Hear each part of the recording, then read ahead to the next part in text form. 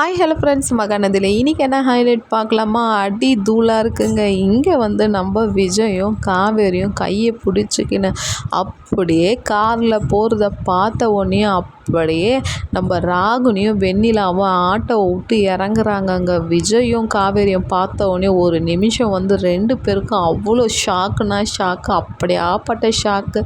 இவங்க போட்ட பிளானுக்கு எல்லாருக்குமே நம்ம விஜய் காவேரி குட் பாய் பாய் பாய்ன்னு சொல்லி அமுச்சிட்டாங்க. ஒரு நிமிஷம் வெண்ணிலாவோட முகத்தை காமிக்கிறாங்க பாரு, க்ளோஸ்அப்பில் வைக்கிறாங்கங்க.